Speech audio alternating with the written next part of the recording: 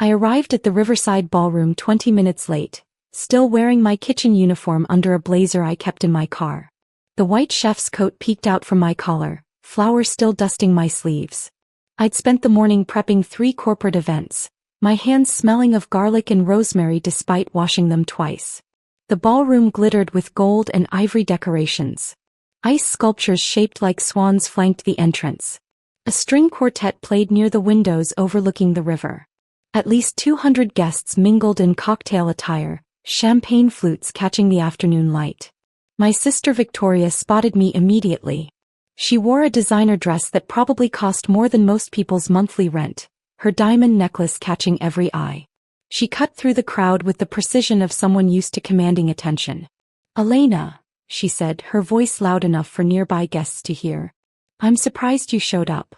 "It's Mom's birthday," I said quietly. "Yes, well."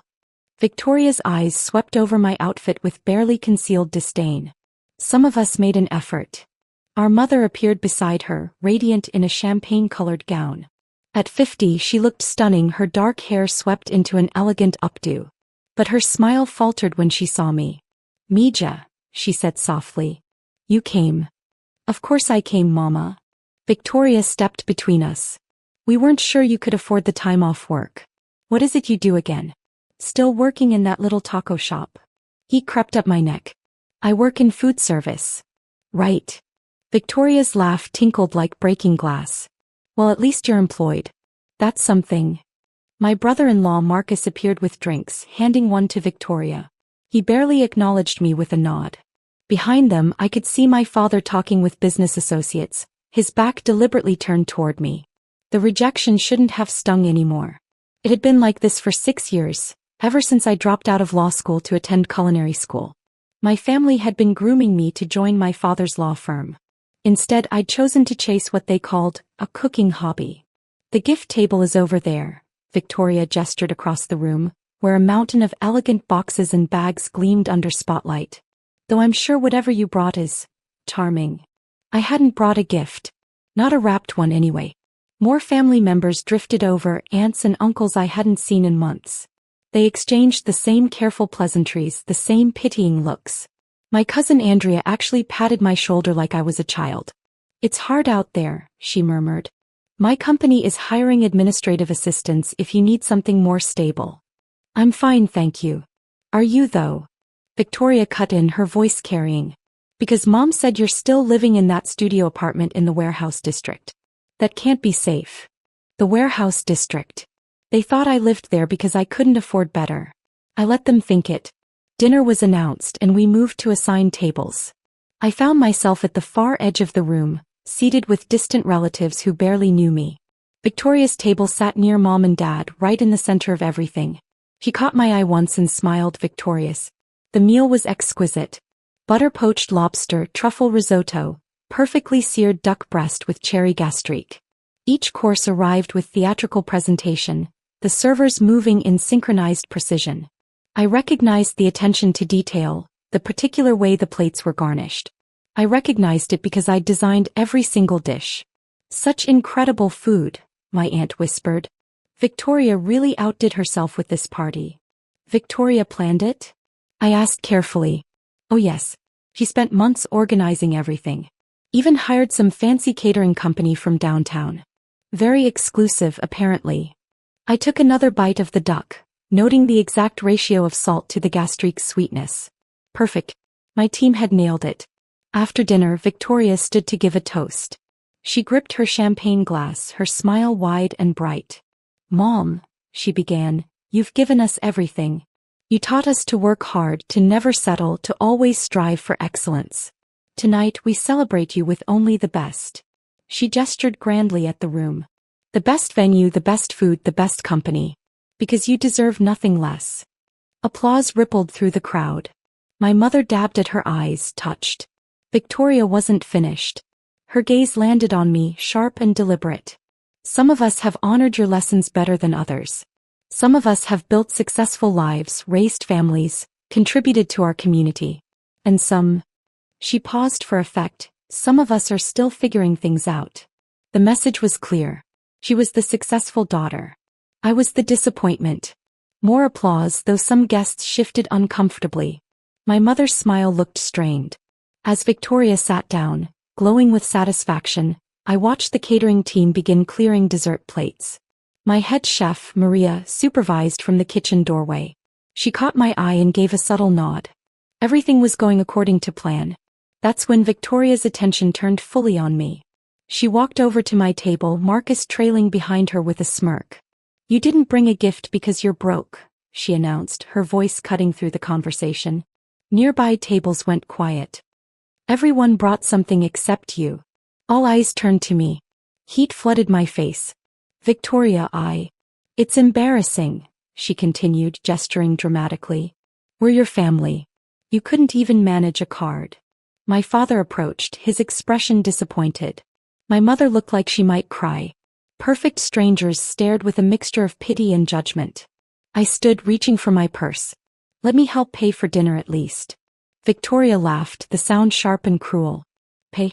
Elena, this meal cost $8,000 for our table alone. You can't afford this." "Let me try." I pulled out my wallet, extracting my credit card. My hand shook slightly. The event coordinator, Jennifer, appeared at my side.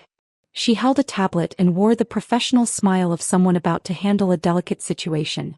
I'd hired her specifically because she was unflappable. "Ladies," Jennifer said smoothly, "let's not worry about." "No, I want to help." I handed her my card. "Please, let me cover our table's meal." Jennifer took the card, her eyes meeting mine with a glint of understanding. "Of course, ma'am. Let me just..." She made a show of swiping the card on her tablet, then paused, looking at the screen. "Oh." Victoria leaned in, triumphant. "Declined?" "I'm not surprised." Jennifer's smile widened. "No, Mrs. Torres. It's not declined." She turned to me, her voice clear and carrying. "Ms. Martinez, you already paid $120,000 for the full event last month. Your catering company handled everything." The champagne glass slipped from Victoria's hand. It hit the floor with a sharp crack, sending glass and liquid across the marble tiles. The room went absolutely silent. "What?" Victoria's voice came out strangled. Jennifer continued, professional and pleasant. "Martinez Premier Catering. We've been coordinating with Ms. Martinez directly for 3 months. She approved every menu item, every detail, every element of tonight's celebration." She handed my card back to me. "Is there anything else you need, Ms. Martinez?" "No, thank you, Jennifer. Everything has been perfect." My mother's hand flew to her mouth. My father stood frozen, his face cycling through confusion, shock, and something that might have been shame. Victoria's face had gone from flushed to pale in seconds. You couldn't possibly." "Martinez Premier Catering is mine," I said quietly. "I started it 4 years ago. We handle corporate events, weddings, private parties. We did the mayor's inaugural dinner last month. The tech summit at the convention center. The hospital gala." "But you work in a taco shop," Marcus sputtered. "I trained at Le Cordon Bleu before opening my first commercial kitchen. What you thought was a taco shop is actually our test kitchen in the warehouse district. I live in the penthouse above it." Victoria's mouth opened and closed. No sound came out. Maria approached with a folder, right on cue. "Ms. Martinez, the invoices for next week's events. The Thompson wedding, the corporate merger celebration, and the charity fundraiser at the governor's mansion." I took the folder, flipping through the papers. Each event was worth between $50,000 and $200,000. "Thank you, Maria. These look good." "Also," Maria continued, "the investor from New York called. They want to discuss franchising options for the West Coast expansion." My mother found her voice. "Elena, you own all of this?" "Yes, Mama. I tried to tell you. Multiple times. But you..." I stopped, taking a breath. "You assumed because I chose cooking over law I must have failed. You paid for my birthday party?" Her voice cracked. "Every detail. The venue, the flowers, the ice sculptures, the string quartet, the 5-course meal. Even the champagne you're drinking, it's from a vineyard I partnered with last year." Victoria finally recovered her ability to speak. "Why didn't you say something? Why let us think?" "Think what? That I'm poor? That I'm a failure? You've made it clear what you think of me for years. I stopped trying to convince you otherwise. But we could have." I planned this party. You planned the guest list and chose between the decoration options. I had my team present. Everything else. Mine. The truth settled over the room like a blanket. Guests whispered to each other. My aunt, who'd offered me the administrative assistant job, looked like she wanted to sink through the floor. My father stepped forward, his lawyer's composure cracking. Mija, I had no idea. Why didn't you tell us the extent of your success? Would you have listened? You stopped returning my calls when I dropped out of law school. You told me I was throwing my life away. He had no answer for that. Victoria's eyes shimmered with tears, but I couldn't tell if they were from shame or anger. I didn't know, she whispered. You always looked so ordinary. Because I work in kitchens. I taste sauces and plate dishes and train line cooks. That's my job. It's not glamorous, Victoria. It's flour and grease and 18-hour days. But it's mine and I love it and I'm good at it. My mother approached slowly, reaching for my hands. Elena, I'm so sorry. I should have asked. I should have listened. I just wanted you to be safe, to have security. I'm safe, Mama. I have 32 employees. We gross $8 million a year. I own my building and 2 commercial kitchens. I'm very secure. She pulled me into a hug and I felt her shoulders shake. When she pulled back, tears streaked her carefully applied makeup. You did this yourself. You built all of this. Yes. And you paid for my party anyway. Even after You're my mother. I wanted you to have a beautiful 50th birthday. Victoria stood apart from us, her perfect composure shattered. Marcus had disappeared somewhere into the crowd.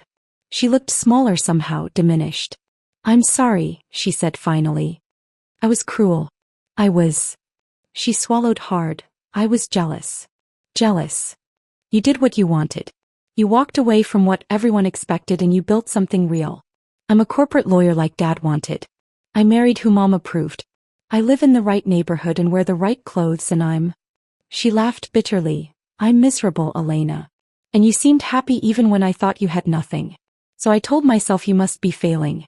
It was easier than admitting you'd succeeded on your own terms. The honesty surprised me. For a moment, I saw my sister not as the perfect, cruel woman who tormented me, but as someone trapped in her own expectations. You could change that, I said softly. It's not too late to choose differently. She nodded, not quite meeting my eyes. My father cleared his throat. Elena, I owe you an apology too. A significant one. I let my disappointment blind me to your accomplishments. That was wrong. Yes, it was. Is there? He hesitated. Is there any way we could start over? Get to know the woman you've become? I looked around the room, at my family's faces, at the party I'd created, at the life I'd built despite their disapproval. The hurt didn't disappear just because they finally understood. But maybe there was space for something new. We can try, I said. But on my terms this time. No more assumptions. No more comparing me to what you wanted me to be. My mother squeezed my hand. Deal. The party continued, but everything had shifted. Relatives who'd ignored me all evening suddenly wanted to talk, to hear about my business, to understand. I saw them differently now, not as judges, but as people who'd been as trapped by expectations as Victoria. As I left that night, Maria stopped me at the door. That was quite the revelation, boss. Yeah. I smiled. Think they'll remember it? I think they'll never forget it. He was right. The next morning my phone lit up with messages. Apologies, questions, requests to meet for coffee. Victoria sent a simple text. Asterisk, can we talk? Really talk? Asterisk. I would respond. Eventually. But first I had a meeting with investors, 3 events to prep, and a new dessert menu to finalize. My life wasn't about proving anything to my family anymore. It was about building something extraordinary on my own terms. And that, I'd learned, was the sweetest success of all.